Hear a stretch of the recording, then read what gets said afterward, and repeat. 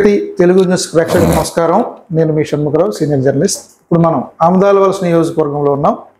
యువనేత వైఎస్ రాజశేఖర రెడ్డి గారు, వైఎస్ జగన్మోహన్ రెడ్డి గారు, తమ్మినేని సీతారాం గారు ఆశయాలే ఆదర్శంగా ముందుకు సాగుతున్న యువనేత, ఆమదాలవలస యువకిషోరం, వర్ధమాన్ నాయకుడు తమ్మినేని చిరంజీవి నాగ్ గారితో మనం ఉన్నాం. ఆమదాలవలస నియోజకవర్గంలో వైఎస్ఆర్సీపీ పార్టీ బలోపేతానికి ఆయన వ్యూహాలు, ప్రణాళికలే ప్రధాన కారణమన్నది అందరికీ తెలిసిన విషయమే. అభివృద్ధి సంక్షేమంలో ఆయన ఎంత క్రియాశీలకంగా వ్యవహరిస్తున్నారో తండ్రికి తగ్గ తనయుడుగా ఆయన ఇప్పటికే పేరు తెచ్చుకున్నారు. పటిష్టమైన వ్యూహాలు అమలు చేస్తూ నియోజకవర్గంలో వైఎస్ఆర్సీపీని అందరం ఎక్కించిన ఘనత ఆయనకు దక్కుతుంది. ఆయన ప్రస్తుతం మనతో ఉన్నారు. అభివృద్ధి సంక్షేమంతో పాటు పార్టీ సంక్షేమాన్ని చూసుకుంటున్న ఆయన ముఖాముఖి ఈరోజు చేద్దాం. ఆయన అభిప్రాయాలను ఆయన ఆవిష్కరిద్దాం. నమస్తే సార్. నమస్తే. మీరు చెప్పండి, ఆమదాలవలస నియోజకవర్గం వివిధ సంస్కృతుల, విభిన్న ఆచార వ్యవహారాలకు నైసర్గిక స్వరూపంలో కూడా ఆమదాలవలస నియోజకవర్గం ప్రత్యేకం. ఒకవైపు మైదాన ప్రాంతం ఉంటుంది, మరోవైపు గిరిజన ప్రాంతం ఉంటుంది, మరోవైపు రైతాంగం ఎక్కువగా ఉంటుంది, వ్యవసాయ భూములు ఉన్నాయి. ఈ నియోజకవర్గంలో వివిధ రకాల ప్రజలు, మతాలు, కులాలన్నింటినీ సంఘటితం చేసుకుంటూ వైఎస్ఆర్సీపీ బలోపేతానికి మీరు అమలు చేసిన ప్రణాళికలు, వ్యూహాలు చెప్పండి. మీరు ఎలా పార్టీని ఉన్నత స్థితికి తీసుకెళ్ళగలిగారో, ఈరోజు 2024 ఎన్నికలకు స్టార్ క్యాంపెయినర్ మీరే ఈ నియోజకవర్గంలో, ఇది మీకు ఎలా సాధ్యమైంది? ఆమదాలవలస నియోజకవర్గం అన్నది చారిత్రాత్మక సంఘటనలు కానీ, గతంలో ఈ నియోజకవర్గానికి ఉండేటువంటి గొప్పతనాలు కానీ మనకు తెలిసిందే. ఇది ఒకప్పటి బౌద్ధ క్షేత్రం. అంతేకాకుండా ఆమదాలవలసకి టెక్కల్లో తేలి నీలాపురం ఎలాగైతే వలస పక్షులు వస్తాయో, అదే సీజన్లో ఆమదాలవలసకు కూడా వలస పక్షులు వస్తూ ఉంటాయి. టూరిజంకి చెప్పుకోదగ్గ ప్లేసెస్ కూడా ఉన్నాయి. అంతేకాకుండా ఇవాళ ఎన్నికలు జరుగుతున్నటువంటి తరుణంలో మరి షణ్ముఖ్ గారు అడిగినట్టుగా వ్యూహం అంటే వ్యూహరచన, పార్టీని ఎలా మీరు చేశారు అని చెప్పేసి చెప్పమంటా ఉన్నారు. కానీ వ్యూహాన్ని బయట పెట్టాం, దాన్ని అమలు చేసుకుంటూ పోతాం. అయితే వైఎస్ఆర్ కాంగ్రెస్ పార్టీ అధికారంలోకి వచ్చిన నాటి నుంచి కూడా నాన్నగారికి ఎప్పుడైతే స్పీకర్గా బాధ్యతలు ఇచ్చారో, ఈ నియోజకవర్గ బాధ్యతలు నా బుద్ధ స్కంధాల మీద తీసుకొని 24/7 టు బి ఫ్రాంక్, నాన్నగారు, అమ్మ, నేను కలిసి బయటికి వెళ్ళినటువంటి పరిస్థితులు గతంలో చాలా ఉన్నాయి. కానీ ఊహ తెలిసిన తర్వాత ఫారిన్ కంట్రీస్కి వెళ్ళాలన్నా, మంచో చెడు చేయాలన్నా కలిసి వెళ్ళే పరిస్థితి లేకపోయింది. ఎందుకనంటే ప్రజలు మనల్ని గెలిపించినప్పుడు మన ముందు ఉండేటువంటి ప్రధానమైనటువంటి బాధ్యత ప్రజలకు అందుబాటులో ఉండడం, కార్యకర్తలకు అందుబాటులో ఉండడం, ఆఫీసర్స్తో లైజాన్ మెయింటైన్ చేయడం, కార్యకర్తల్ని, ఆఫీసర్స్, ప్రభుత్వ కార్యాలయాల్ని, అలాగే ఆఫీసర్స్ని సంధానపరచడం. అదే క్రమంలో నియోజకవర్గంలో పార్టీ బలోపేతానికి కావాల్సినటువంటి నిర్ణయాలు తీసుకోవడం, సముచిత స్థానాలు కల్పించడం, ఉన్న వెంటనే కూర్చోబెట్టి క్లియర్ చేసేటువంటి విధంగా చర్యలు తీసుకోవడం. ఇవాళ నియోజకవర్గంలో పార్టీ క్యాడర్కి సంబంధించి ఎటువంటి అసంతృప్తి లేకుండా ఈ 5 ఏళ్ళు కూడా తీసుకొని వచ్చానని నేను నమ్ముతా ఉన్నాను. ఎందుకంటే ఎక్కడా కూడా రాజీ పడకుండా ఈ 5 ఏళ్ళు ప్రజలకి, కార్యకర్తలకి అందుబాటులో ఉన్నాను. ఇవాళ మీరు బయటికి వెళ్ళి ఎంక్వైరీ చేయొచ్చు. ఒకవేళ ఏ సమస్య వచ్చినా ఇక్కడికి, ఈ ఇంటికి రావాల్సిన పరిస్థితి వచ్చినప్పుడు వాళ్ళు ఉంటారా లేదా అని ఆలోచన ఉండదు. ఎందుకంటే నాని బాబు 24/7 ఇక్కడ అందుబాటులో మన కోసం ఉంటారు అన్న వాయిసే ఉంటుంది తప్ప ఎప్పుడూ అందుబాటులో లేరు అన్నది రాదు, అది జరగదు. పోతే రెండోది, ఎప్పుడైతే కార్యకర్తల్ని, నాయకుల్ని సమన్వయం పరుచుకొని ఎప్పటికప్పుడు సమన్వయం పరుచుకొని వస్తున్నానో, సో అసంతృప్తి అన్నది బయటకు వచ్చే పరిస్థితి ఉండదు. ఎన్నికల్లో పోటీ చేసేటువంటి ఒక క్యాండిడేట్కి పెద్ద బలం అసంతృప్తి లేకుండా నాయకుల్ని ఎలక్షన్స్కి తీసుకెళ్లడమే. కొంతమంది అలిగీసి ఉన్నారు అనుకోండి, వాళ్ళని వెళ్ళి బుజ్జగించే లోపే పుణ్యకాలం దాటిపోతే ఆడు చేస్తాడో చెయ్యడో మంచి చెడ్డేట్ అన్న ఒక చిన్న అభద్రతా భావం అనేది ఎటువంటి నాయకుల్లో పోటీ చేసేటువంటి నాయకుల్లో కూడా ఉంటుంది. ఆ పరిస్థితి రానివ్వకుండా 90% ఆ రకంగానే ఇవాళ నియోజకవర్గాన్ని ముందుకు తీసుకొని రావడం జరిగింది. గ్రామ స్థాయిలో ఉండేటువంటి నాయకులకు కానీ కార్యకర్తలకు కానీ నిర్ణయం అన్నది వాళ్ళకి విడిచిపెట్టడం కూడా జరిగింది. ఎందుకనంటే స్థానికంగా తాను బలంగా ఉంటే నేను బలంగా ఉంటాను, కానీ నేను బలంగా ఉంటే వాళ్ళు బలంగా ఉంటారు. రెసిప్రోకల్. వాళ్ళు ఎంత స్ట్రాంగ్గా ఉంటే నాకు అంత బలం, నేను ఎంత స్ట్రాంగ్గా ఉన్నా వాళ్ళకి అంతే బలం. రాజకీయాలలో ఆ బలాన్ని బలహీనపరచకుండా నేను కాపాడుకుంటూ వచ్చాను. సార్ చెప్పండి, ఆమదాల వలస రాజకీయాల్లో మీకు ట్రబుల్ షూటర్గా పేరుంది. ఇటు కేడర్లో కానీ అటు అడ్మినిస్ట్రేషన్ వింగ్లో కానీ నాన్నగారు బిజీగా ఉన్న సందర్భాల్లో కొన్ని సమస్యలను మీరు అత్యంత సామరస్యపూర్వకంగా పరిష్కరిస్తారు, ఒక సమస్యని లోతుగా ఆలోచిస్తారన్న పేరు మీకుంది. మీరేమంటారు? మంచిదే కదా. ఇంత లోతుగా ఆలోచించే పేరు అని అంటే బాధ్యతగా భావించి అడుగు ముందుకేస్తే ఎటువంటి సమస్యను కూడా పరిష్కరించగలిగేటువంటి పరిస్థితి ఉంటుంది. ఒకవేళ నాకు తెలియకపోయినా నిర్మోహమాటంగా తెలుసుకునేటువంటి ప్రయత్నం చేస్తాను. తెలుసుకొని 10 మందిని కూర్చోబెట్టుకుని అయినా లేదా అధికారులు కానీ మా స్టాఫ్ ఎవరైతే పిఏపిఎస్లు ఉంటారో వాళ్ళని కానీ అలాగే ప్రభుత్వ అధికారులను అడిగి సలహా తీసుకునేటువంటి పరిస్థితుల్లో కానీ ఎక్కడా కూడా ఒక సమస్య వచ్చింది అంటే దాన్ని సామరస్యంగా పరిష్కరించే విధంగా ఉండాలి. ఇవాళ ఈ నియోజకవర్గంలో పనిచేసినటువంటి ఏ ఒక్క అధికారి కన్నా మీరు ఫోన్ చేసి కానీ లేదా డైరెక్ట్గా వెళ్ళి అడగండి, తమ్మినేని చిరంజీవి నాగనే వ్యక్తి వల్ల మీకేమైనా ఇబ్బంది వచ్చిందా, ఆయన మాట తీరులో ఏమైనా ఇబ్బంది ఉందా, ఆయన తాలూకా ప్రవర్తనలో ఏమైనా ఇబ్బంది ఉందా, ఆయన తాలూకా నడవడికలో మీకేమైనా ఇబ్బంది కలిగిందా లేదా అన్నది ఒక్కసారి వాళ్ళని అడగండి, చెప్తారు. ప్రభుత్వ ఉద్యోగస్తులు కూడా మనుషులే, వాళ్ళకి మనోభావాలు ఉంటాయి, వాళ్ళకి సెల్ఫ్ రెస్పెక్ట్ అనేది ఉంటుంది. సో ఆ రకంగా ఇద్దరిని కూర్చోబెట్టి సమన్వయపరిచి ముందుకెళ్ళే ప్రయత్నమే చేశాను తప్ప ఎక్కడా కూడా దురుసుగా ప్రవర్తించడం అని కానీ దురుసుగా మా నోరు పారేసుకోవడం అని కానీ జరగలేదు. ఇకపోతే పార్టీ పటిష్టతకు నేను తీసుకునేటువంటి నిర్ణయం ఏంటంటే ఒక రాజకీయ పార్టీ అన్నాక ఒక నియోజకవర్గం అన్నాక సామాజిక ఆయా నియోజకవర్గంలో ఉండేటువంటి సామాజిక సమతుల్యతని మేజర్ కమ్యూనిటీస్ కానీ మైనర్ కమ్యూనిటీస్ కానీ సమాన ప్రాతిపదికన వాళ్ళకి గుర్తించి గౌరవించి ముందుకు తీసుకొని వెళ్ళినటువంటి పరిస్థితుల్లో అయితే ఈ నియోజకవర్గం ఉంది. ఎందుకు అనంటే ఆమదాల వలస రాజకీయ చరిత్రలో కొన్ని నిర్ణయాలు తీసుకోవడం జరిగింది. ఎలాగూ అనంటే ఇప్పుడు సర్బుజులకు వచ్చేసరికి ఎంపీపీగా కిల్లి వెంకట సత్యనారాయణ గారు, అది మా సొంత మండలం తొగరం పంచాయతీ, మా సొంత ఊరు ఎలాగో సర్బుజుల మండలం అలాగా ఆయన ఎంపీపీగా ఉన్నారు. మరో సీనియర్ నాయకుడు సురవరపు నాగేశ్వరరావు గారు జడ్పీటీసీగా ఉన్నారు. తూర్పు కాపు కాళింగ.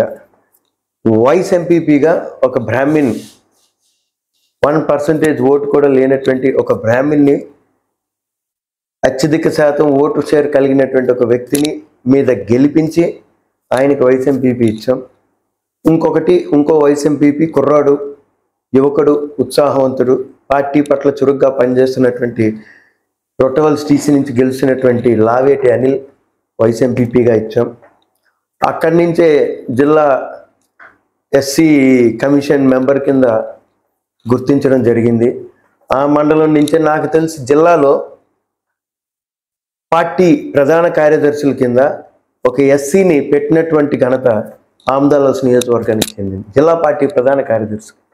మీరు అవన్నీ ఆ లిస్టులన్నీ కూడా చూసుకుంటే అందరినీ కూడా ఎవరిని ఎక్కడ ఏ ఏ బాధ్యతలు అప్పచెప్పినా ఏ స్థానాల్లో పెట్టాలన్నా ఆ రకంగా పెట్టుకొని ముందుకెళ్ళాం.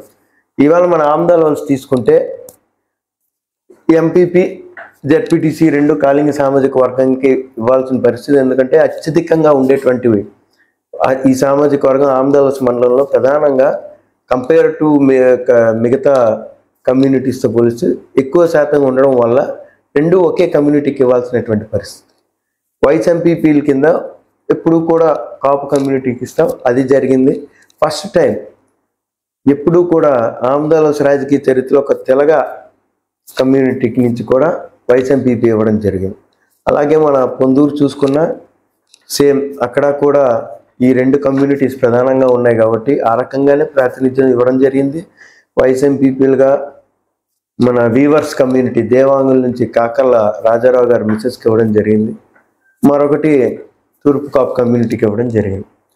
అదేవిధంగా మిగతా పార్టీ అనుబంధ విభాగాల్లో కూడా మన ఒక్కొక్క కమ్యూనిటీని ఐడెంటిఫై చేసి గుర్తించి ముందుకెళ్ళినా కాబట్టే ఇవాళ వీళ్ళందరి కలయికలో ఈ నియోజకవర్గంలో వైఎస్ఆర్ కాంగ్రెస్ పార్టీ అక్కడ క్యాడర్ పెద్దగా డిస్టర్బ్ కాలేకపోయినటువంటి పరిస్థితి వచ్చింది. సార్ మీరు చెప్పండి, ఆమదాలవలస నియోజకవర్గంని ఒక విద్యా హబ్గా మార్చారు, విద్య వైద్యం సేద్యానికి పెద్దపీట వేశారు. ఈ ప్రణాళిక మీదేనని, ఈ వ్యూహాల అమల్లో మీరున్నారని చెబుతారు, మీరేమంటారు? ఫర్ ఎగ్జాంపుల్ పొగరాంలో అగ్రికల్చర్ పాలిటెక్నిక్, డిగ్రీ కాలేజ్, వెన్నెలవలసలో వెటర్నరీ పాలిటెక్నిక్, పెద్దపేటలో హార్టికల్చర్ కాలేజ్, ఇకపోతే జ్యోతిబా స్కూల్స్, రెసిడెన్షియల్ స్కూల్స్, ఇలా చెప్పుకుంటూ పోతే జిల్లాలో ఏ నియోజకవర్గానికి రానన్ని ఎడ్యుకేషన్ ఇన్స్టిట్యూట్స్ గౌరవ శాసనసభాపతి గారు ఈ నియోజకవర్గానికి తెచ్చారు. దీని వెనుక, ఈ వ్యూహం వెనుక మీరున్నారు అని అంటారు, మీరేమంటారు? మీ ఆలోచన ఏమిటి? ఆమదాలవలసని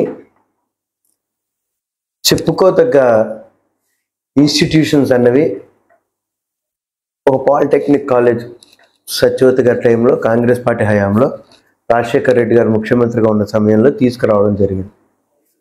అది మినహాయించి నాన్నగారి టైంలో లాంగ్ బ్యాక్లో ఎటువంటి ఇది లేకుండా వెన్నెలవలసకు సంబంధించి ఏదైతే ఇప్పుడు అన్న చెప్పారో, వెన్నెలవలసలో గురుకుల పాఠశాల కానీ నవోదయ విద్యా సంస్థలు కానీ ఆనాడు నాన్నగారు తీసుకొచ్చారు. అదే వెన్నెలవలసలో గతంలో పనిచేసినటువంటి ఎమ్మెల్యే ఆ సైట్ని 99 సంవత్సరాల లీజు పేరుతో కాజేయాలని ప్రయత్నం చేశారు. దాన్ని నిలుపుదల చేసి, అప్పట్లో సర్పంచ్ వైసీపీ అవడం వల్ల దాన్ని నిలుపుదల చేసి ముందుకెళ్ళేటువంటి పరిస్థితి జరిగింది. ఇవాళ అదే ప్లేస్లో వెటర్నరీ పాలిటెక్నిక్ కళాశాల తేవడం జరిగింది. అదొక సక్సెస్ అయితే, తొగరాంలో agricultural polytechnic plus degree college తేవడం జరిగింది. ఎందుకనంటే మీరు అనొచ్చు, అది మీ సొంతూరు కదా, మీ సొంతూరుకు ప్రయారిటీ ఇచ్చారు అని చెప్పి. అక్కడ పెట్టడానికి గల కారణాలు ఎందుకనంటే, మనకి ఎల్కేజీ నుంచి 10th క్లాస్ ఇంటర్మీడియట్ వరకు కూడా అక్కడే ఉంది.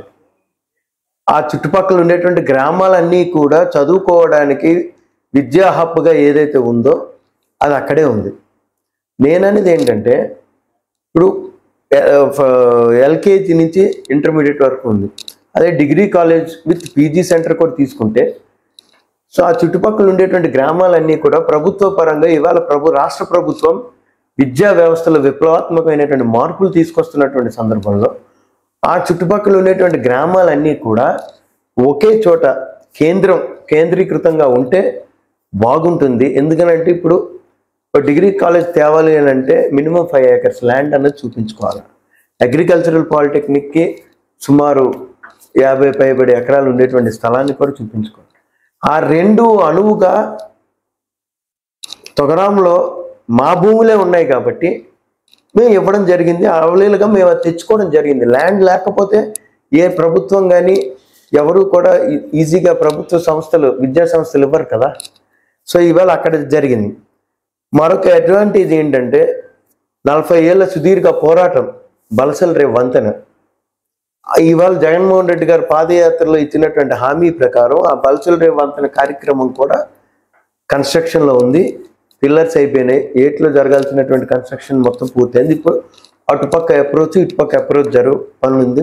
అది కూడా శరవేగంగా త్వరితగతిన పూర్తి జరుగుతుంది. సో ఆ ప్రాంతం అన్నది ఇప్పుడు చదువుకోవాలనుకున్నటువంటి వ్యక్తికి సంతకట్ల నుంచి కానీ పొందూరు నుంచి కానీ రావాలి అనుకున్నప్పుడు ఇక్కడ పెట్టాం.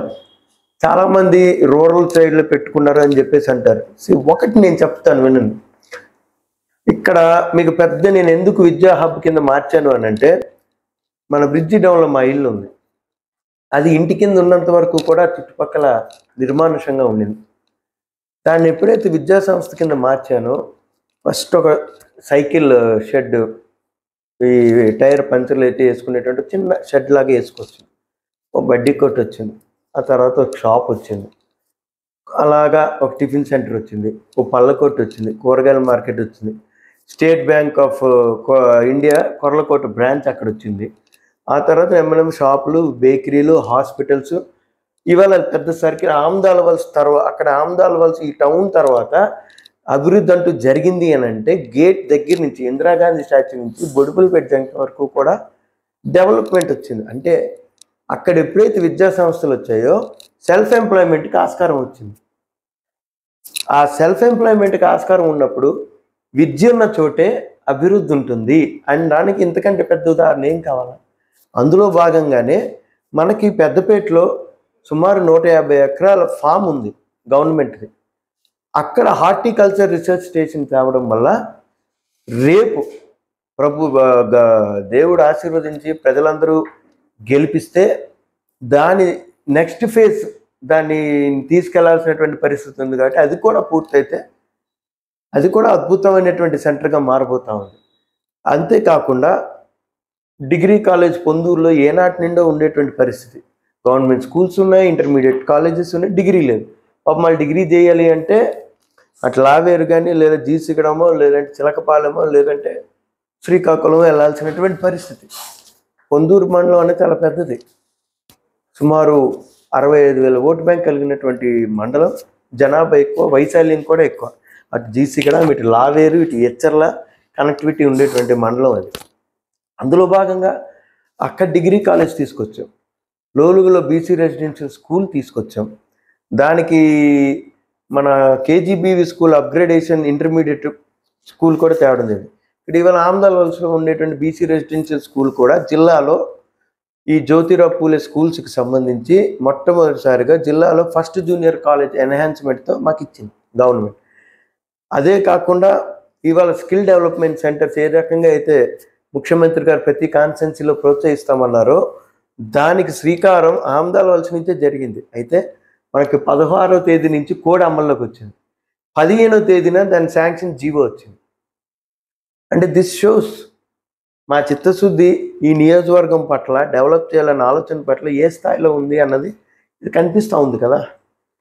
ఆ విధంగా మేము ఇది చేసుకున్నాం. అంతేకాదు వ్యవసాయ పరంగా కూడా మడ్డువలస ఫేజ్ 2 కార్యక్రమం కానివ్వండి, ఇవాళ రెల్లిగడ్డ జరిగినటువంటి అవినీతి కుంభకోణాలన్నీ మీకు తెలుసు.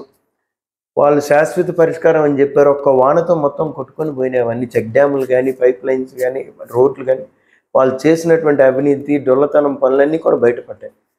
అందులో భాగంగా విజిలెన్స్ ఎంక్వైరీ చేస్తే 8 మంది అధికారులు సస్పెండ్ అయినారు. ఎవరు అవినీతికి బలైనారు ఆ అధికారులు అందరూ కూడా మీ అందరికీ తెలిసినటువంటి విషయం.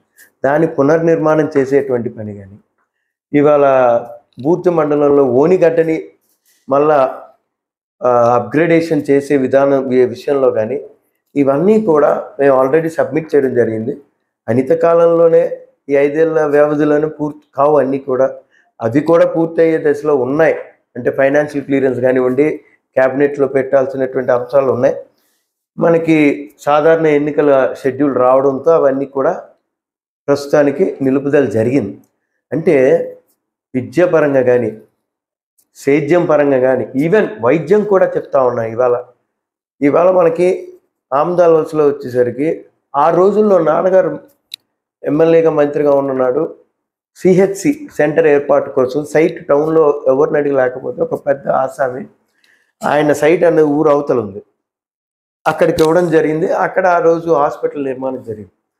ఇవాళ ఏంటంటే అదే హాస్పిటల్ ప్రజలకు సౌకర్యంగా దూరంగా ఉందని చెప్పి ఆ హాస్పిటల్ని మున్సిపల్ ఆఫీస్ పక్కన ఉండేటువంటి వంశధార మన ఇరిగేషన్ డిపార్ట్మెంట్కి సంబంధించినటువంటి సైట్లో దాన్ని ఎలినేషన్ జరిగింది, జీవో వచ్చింది, నివాస్ గారి టైంలో అవన్నీ పూర్తయినాయి.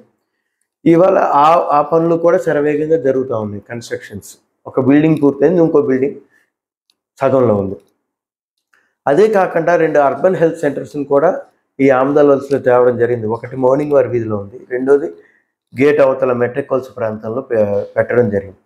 అంతేకాకుండా వైఎస్ఆర్ కాంగ్రెస్ పార్టీ ప్రభుత్వం రెడ్డి ల్యాబ్స్తో టైఅప్ అయ్యి సరుబుజ్జులో ఉండేటువంటి పిహెచ్సి సెంటర్ని అప్గ్రేడ్ చేశారండి.